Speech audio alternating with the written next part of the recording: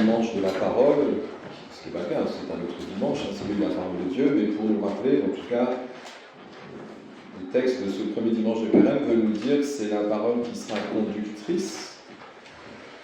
Bon, tout simplement parce que Jésus est la parole. Et puis nous accueillons cette parole comme quelque chose qui nous est donné, que nous apprenons à recevoir et écouter, et puis cette parole s'incarne. Nous devons devenir une parole de Dieu. Alors certains disent il faut devenir prière, c'est la même chose. C'est si nous écoutons l'Esprit, en tout cas vous avez vu, c'est l'Esprit qui conduit Jésus au désert, donc il le conduit à rencontrer le diable. C'est ça. Il est baptisé, il est rempli de l'Esprit Saint, et l'Esprit Saint l'emmène au désert pour rencontrer le tentateur. Donc déjà, ça veut dire que le tentateur doit avoir une certaine utilité. On le redoute, mais c'est la prière du Notre Père, ne nous laisse pas entrer en tentation, donc ça veut dire qu'il risquerait d'y en avoir sur la route. Y en a-t-il un peu plus pendant le carême? Peut-être. En tout cas, c'est ce qu'on dit des catéchumènes, puisque vous savez, ils reçoivent, donc il y en a deux chez nous, ils reçoivent c'est l'appel décisif aujourd'hui. Bon, ça c'est la règle de l'Église, dans tous les diocèses. Premier dimanche de carême, appel décisif des catéchumènes par chaque évêque. Et donc on dit qu'il y a le combat des catéchumènes avec ce premier, deuxième, troisième scrutin, troisième, quatrième, cinquième dimanche de carême, pour les fortifier. C'est très vrai, J'ai déjà entendu de catéchumènes qu'ils avaient quelques obstacles sur leur route. Alors je me souviens d'une personne en particulier, qui n'est peut-être pas parmi nous aujourd'hui, qui disait concrètement que sa sœur l'avait appelé pour lui dire qu'il ne fallait absolument pas entrer dans cette secte. Vous voyez, ça peut être une forme d'épreuve.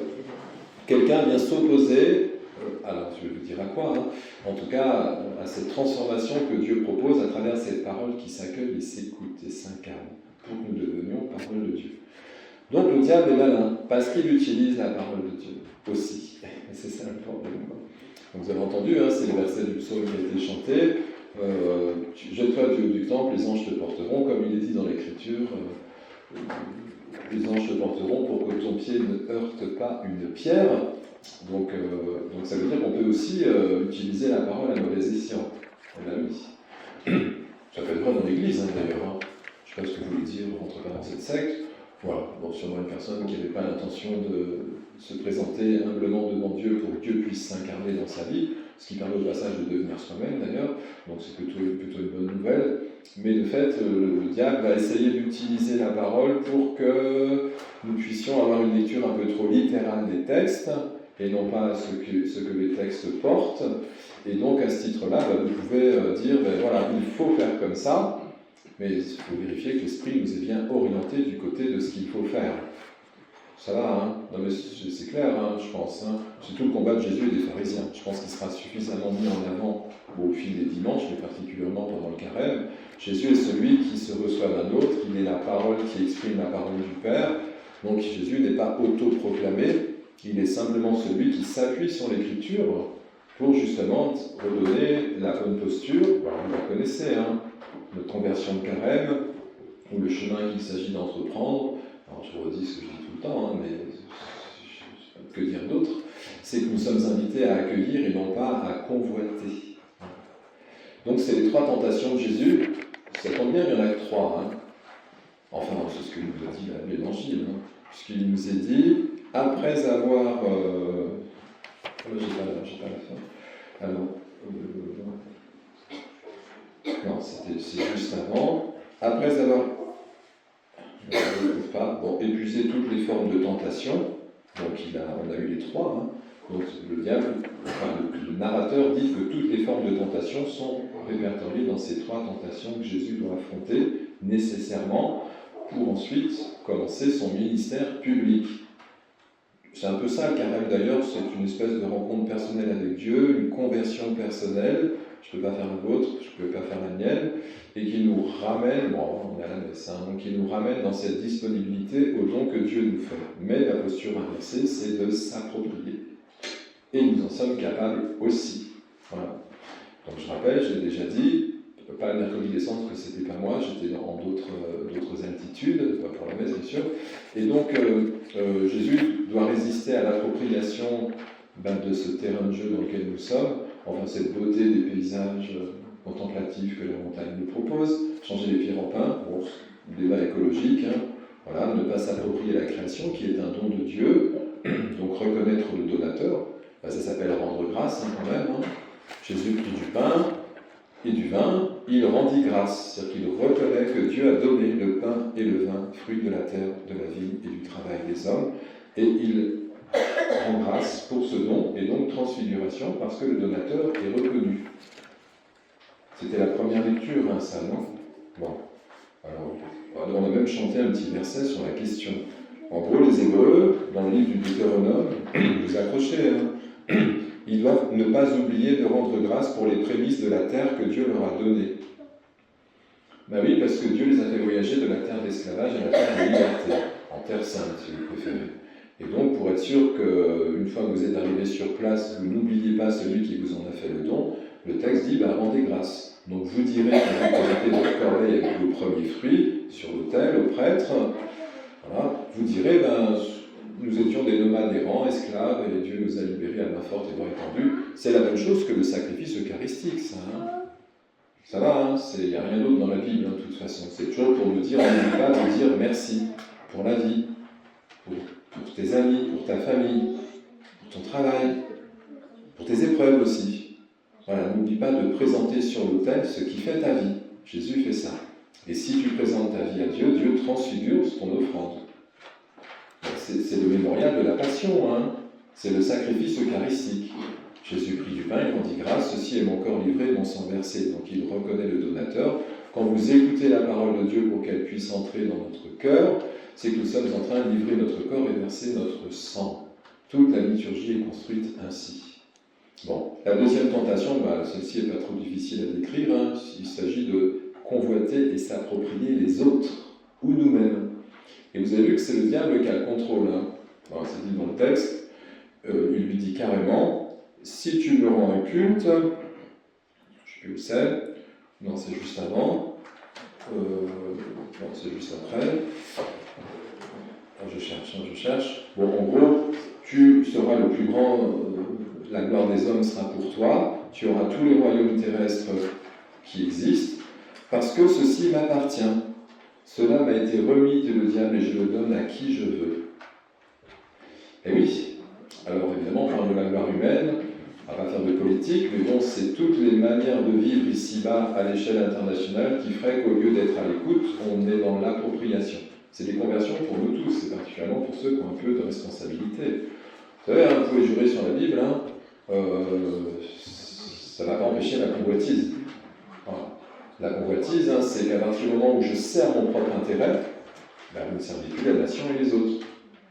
Je ne suis pas politique, hein, je désigne personne. Je dis que simplement, dans nos responsabilités que nous avons chacun, avant de prendre une décision familiale, communautaire, internationale, politique, communale, ce que vous voulez, là vous êtes en responsabilité des autres, pour un club de sport, hein, il faut d'abord écouter. Et ensuite, on peut éventuellement donner une parole de vie, mais il faut la recevoir avant. Mais ça, je vous le dis tous les dimanches. Hein, bon, donc évidemment, le diable, il va vous pousser du côté de la convoitise. Mais c'est sa fonction quelque part. Évidemment, il est heureux si vous perdez au jeu, si vous succombez à la tentation. Alors, ne nous laisse pas entrer en tentation. Elle va être là. Comment je vais faire pour m'en sortir? Il faut invoquer Dieu. Hein. Parce que le diable est plus fort. C'est comme ça. Donc je rappelle, le diable possède, Dieu libère. Ce n'est pas le même mouvement. Mais pour être libéré, encore faut-il accueillir le libérateur et le sauveur. Donc il faut faire offrande. C'est ça le principe de la vie chrétienne. Ça va nous être rappelé pendant tout le carême. Et celui qui, comme Jésus, se met à l'écoute de celui qui lui parle, qui l'appelle et qui l'a envoyé, il peut commencer à déployer son ministère de fécondité autour de lui. Voilà. Écoutez, hein, c'est bien. Ah oui, la troisième tentation, vous l'avez compris. Si vous mettez la main sur la création, si nous mettons la main sur les autres ou sur nous-mêmes, on pourra mettre plein de mots là-dessus. Hein. Ça peut être la culpabilité, par exemple. Le jugement sur autrui ou le jugement sur nous-mêmes, culpabilité, c'est une prélation. Nous nous approprions, Dieu sauve, hein, Dieu pardonne, hein, Dieu guérit, Dieu libère. C'est pas facile hein, de tenir cette conversion. Et je vous rappelle qu'elle n'est pas stockable. La conversion, c'est tous les jours. C'est pour ça qu'on prie, c'est pour ça qu'on célèbre la messe, c'est pour ça qu'il y a des sacrements. Et tout cela nous rappelle sans cesse. J'essaye de trouver des différents niveaux de lecture que nous avons dans nos liturgies pour que nous comprenions que c'est toujours le même ferment qui est mis en place.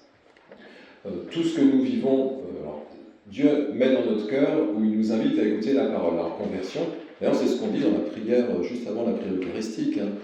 Le Seigneur soit avec vous. Alors, vous répondez, et avec votre esprit. Alors, moi, le prêtre dit, élevons notre cœur. Et vous répondez, nous le tournons vers le Seigneur. C'est une conversion, ça. Ce qu'il y a dans notre cœur, nous le tournons vers le Seigneur. Tout ce qu'il y a dans notre cœur, nos peines, nos joies, nos épreuves, nos facilités.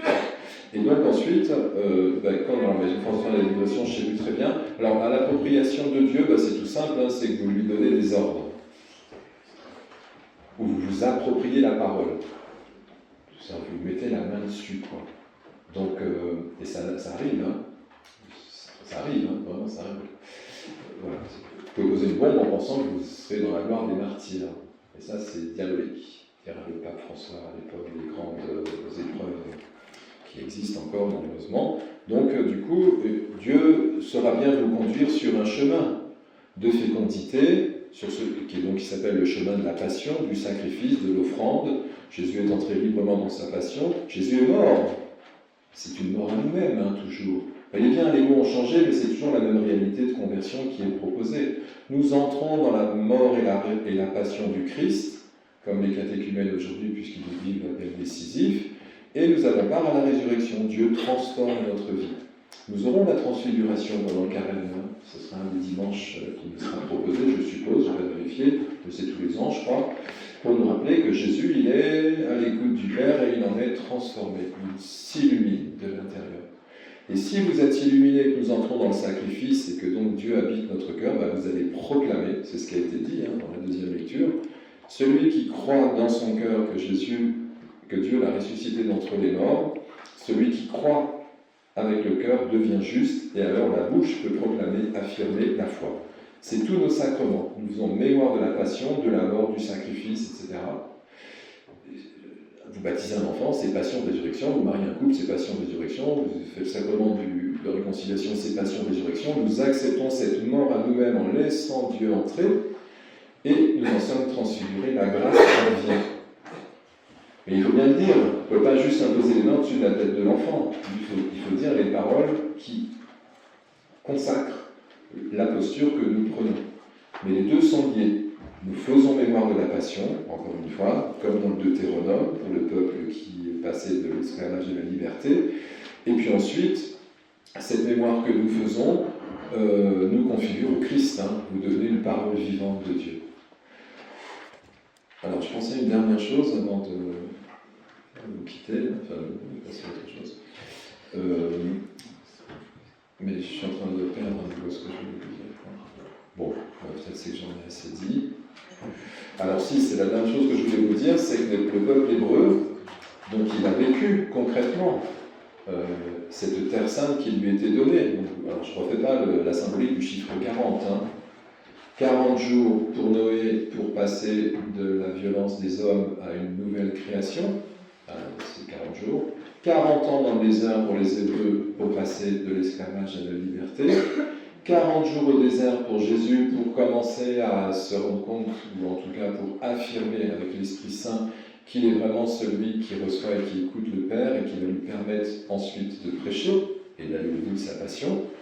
Et donc, mais je suis encore en train de perdre le fil, et donc voilà, je termine comme ça, après je ne le perdrai plus. Et donc, bien sûr, la tentation, ce serait quoi pour les Hébreux? Eh bien, c'est de s'approprier la terre promise. Eh oui, c'est tout le problème. Nous, la terre promise, c'est le royaume des cieux. Bon, comme ça, on n'a pas de problème, c'est pas localisé dans l'univers. Donc c'est un chemin, puis nous continuerons notre conversion, comme dit Saint Benoît, toute l'année. Nous reprendrons souffle en Dieu, toujours, et puis nous vivrons nos épreuves, nos joies, etc., déposées sur l'autel comme une action de grâce pour remercier celui qui marche à nos côtés. Mais la tentation, c'est de dire, maintenant c'est chez nous ici. Eh oui. Et donc du coup, c'est le début de la guerre, c'est pas compliqué. Hein. À partir du moment où on s'approprie, les humains se déchirent entre eux. Et c'est vrai, alors il faut le remettre à notre échelle locale. Hein. Et ça peut être au voisinage, ça peut être nos communautés, c'est partout. Le tentateur est partout. D'ailleurs, la fin du texte nous a dit qu'il laissait tranquille quelques instants Jésus, mais enfin, Jésus va le rencontrer un peu plus loin, et on sait très bien à Gethsémani. Père, que cette coupe passe loin de moi, c'est-à-dire cette offrande complète de lui-même, cette écoute complète de lui-même. Je ne refais pas le pamphlet de Jésus qui prend nos péchés, si, je le refais. Donc Jésus ne prend pas nos péchés. Il écoute aussi les malheurs des hommes, leur violence, mais il ne les garde pas. Il écoute. C'est encore un sacrifice et une mort à soi-même. On fait ça les uns pour les autres. Hein. Quand vous écoutez quelqu'un qui est en difficulté, vous mourrez à vous-même pour lui faire un peu de place. Si votre enfant pleure, vous allez voir pourquoi il pleure. C'est comme ça, c'est la vie. Mais il ne garde pas. Ça passe à travers lui et ça monte vers le Père. C'est important. Hein. Jésus est l'homme en relation, l'homme de communion. Donc tout cela signifie que nous avons, nous, à écouter ce monde, écouter aussi ce qui habite notre cœur et le déposer devant Dieu. Sinon, vous êtes captif de vos émotions, de vos peurs et de tout ce qui peut faire une vie humaine. Donc Jésus ne le fait pas. Et donc ne nous approprions rien. C'est difficile de ne rien s'approprier. Alors ayons d'accord, mais ayons l'humilité de remettre aussi nos appropriations à Dieu. Et vous serez libres. C'est le chemin qui est proposé. Donc le carême est une bonne chose pour les chrétiens. Et puis pour finir, pour le monde entier, parce que si Jésus est entré dans sa passion, si nous-mêmes nous sommes en compassion avec Jésus parce que nous écoutons la vie qui se donne, voilà, dans ses joies et dans ses peines, vous avez part à la résurrection, et si vous devenez une parole de Dieu, vous en faites quoi? Mais vous la diffusez dans le monde, et ça s'appelle la Pentecôte. Voilà, écoutez, vous avez tout le mystère chrétien devant les yeux, il faudra l'actualiser jour après jour, mais si on ne le fait pas, c'est que nous retournons en esclavage, donc je pense qu'il y a tout intérêt à le faire. Vous savez, Dieu ne nous propose rien d'autre que ce qui peut être bon pour nous. Hein.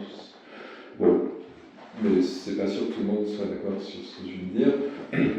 Pas parmi vous, mais dans ce monde dans lequel nous sommes. En tout cas, Dieu n'a jamais capturé qui que ce soit. Ce n'est pas une dérive sectaire, c'est au contraire l'inverse. C'est celui qui ne laisse pas la parole entrer, qui n'écoute pas un minimum en se posant quelques instants dans ces longues journées accaparantes, il va rester piégé par tout ce qu'il va éprouver, et du coup la vie devient compliquée, voire un enfer.